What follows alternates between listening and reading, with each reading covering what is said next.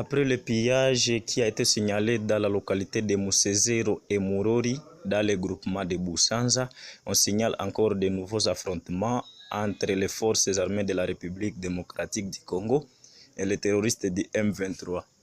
Il s'agit de ces rebelles qui sont venus attaquer les positions se trouvant à Kazuba, juste dans le groupement de Kisigari, vers 10 heures, et la population se vide actuellement de ces milliers. Signalons qu'il y a aussi des personnes qui ont été touchées. Il y a donc des personnes qui ont été victimes, qui ont été touchées par des coups de balles. Et on signale le déplacement massif de la population, donc de la place. À l'instant où nous vous parlons, la société civile continue toujours à déplorer la situation auquel vivent les déplacés.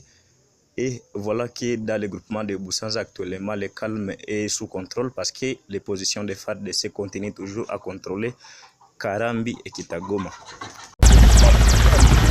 Le lieutenant-général Constant Dimakongba, gouverneur militaire de la province du Nord Kivu, a effectué le mercredi 6 juin 2022 le déplacement de Rutshuru sur la ligne de front qui oppose le M23 au FARDC. Sur place, il a échangé avec le général-major Chirimwa Minkuba Peter, commandant du secteur opérationnel Sokola 2, Nord Kivu. Au centre de cette visite, le patriotisme et le réarmement moral des troupes et officiers engagés au front contre l'armée rwandaise. Le gouverneur de la province a profité pour transmettre les instructions et les orientations de la haute hiérarchie en rapport avec cette guerre injuste dont les conséquences se font sentir dans la population victime de l'agression rwandaise.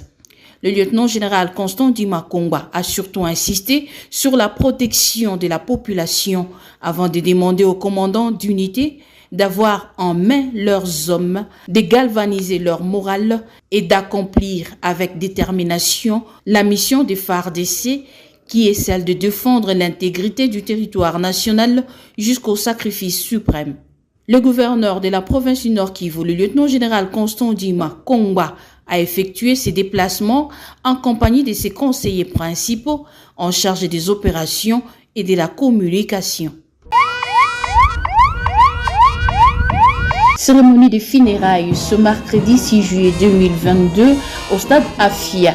Des vaillants combattants des forces armées de la République démocratique du Congo tombés sur le champ de bataille lors des affrontements contre les terroristes du M23 appuyés par les RDF, entendez forces rwandaises. Il s'agit d'un major et des 4 capitaines qui ont reçu les derniers hommages rendus par le vice-gouverneur du Nord Kivu, le général-major Jean-Romuald Ekuka Lipopo, représentant personnel du gouverneur du Nord Kivu, Constant Dimakongba, à cette cérémonie. Les honneurs dignes ont été rendus à ces vaillants officiers tombés sur le champ d'honneur. Leurs mémoires ont été salués lors de la lecture de l'oraison funèbre faite par le colonel Nisala Pius de la direction administrative de la 34e région militaire avant d'élever les corps. Nous voici réunis à ce lieu pour prendre un dernier hommage accompagné de l'air de mer, des gueux de mer, nos frères et compagnons d'armes, tombés tous sur les champs d'honneur en date du 12 juin 2022 à Sangui, par balle du mouvement du 23 mars 2012. Nous prions à ce petit et inévitable volonté de Dieu, seul maître des temps et des circonstances. Adieu, adieu, adieu, chers frères et compagnons d'armes. Parmi les disparus, nous pouvons citer le major Kirakou Mouissa Eric, le capitaine Danzia Sapa, le capitaine Moulamba, le capitaine Mutombo à Mutombo et le capitaine Kanani Mabalire Jean-Paul. À l'étape de dépôt des gerbes de fleurs, le vice-gouverneur du Nord Kivu, Romi Ekuka Lipopo, s'est recueilli devant les dépouilles de ces dignes fils du pays, suivi du commandant de la 34e région militaire, celui du 33e groupement naval, la police et autres commandants des grandes unités présents aux funérailles.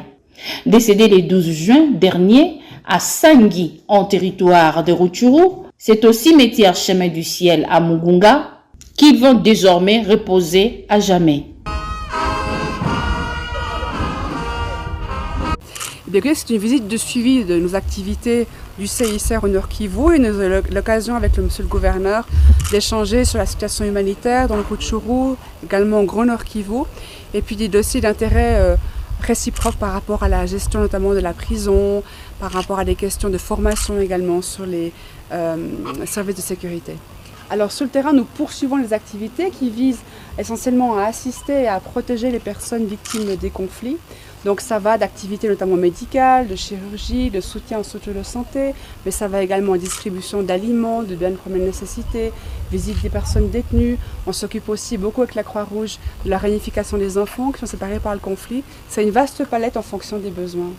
Alors depuis le début, nous sommes très engagés sur des volets médicaux, donc d'appui à des hôpitaux, à des structures de santé, notamment l'hôpital de Rwanguba, également au niveau de Rumangabo où il y a un grand afflux actuellement de populations déplacées. Nos équipes sont aujourd'hui même en train de travailler sur la zone de Rugari, à faire de la distribution de biens de première nécessité, de nourriture, à procéder à de nouveaux enregistrements.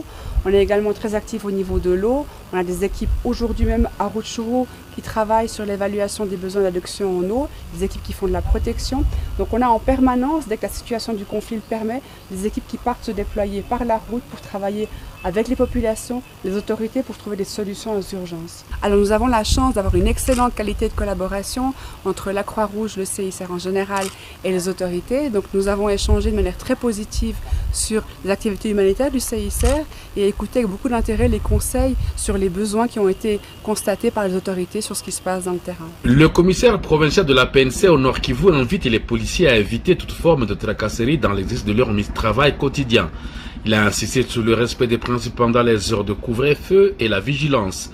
Le commissaire divisionnaire adjoint Abavan Ank François Xavier a fait ce rappel ce jeudi 7 juillet 2022 lors d'une parade animée à l'intention des policiers de la garnison des Goma. Pour lui, les mauvais citoyens sont les seuls à être mis hors d'état de nuire. Accordé $20 par mois et par policier au titre d'encouragement. Nous sommes dans une zone opérationnelle ici. Donc cela se faisait déjà pour l'armée et pour nos amis policiers du Grand Nord. Donc on a pris en compte le petit Nord. Ensuite, je devrais recadrer le travail puisque j'ai commencé à voir qu'il y a un petit relâchement. Il fallait que je puisse quand même leur parler et arranger les choses. Donc les réveiller pour que nous puissions bien faire du travail. Comme vous avez suivi, je l'ai redit, nous devons vous protéger valablement. Pas faire entrer les mais dans des poches des citoyens, non. Un bon citoyen doit se sentir sécurisé par la police. Par contre, le mauvais citoyen doit se sentir insécurisé par la police. C'est toujours comme ça. Il a saisi l'occasion avant la causerie morale proprement dite de présenter officiellement le commissaire supérieur principal Christian Kongolo qui remplace le colonel Van Ngoy Kassongo en qualité de commissaire provincial adjoint de la PNC en charge de la police administrative. Commissaire supérieur principal, Christian Kongolo. Voyons, ministre en nommé comme commissaire provincial adjoint en charge de la police administrative, le commissariat provincial à Nord Kivu. Vous m'oubliez, madame?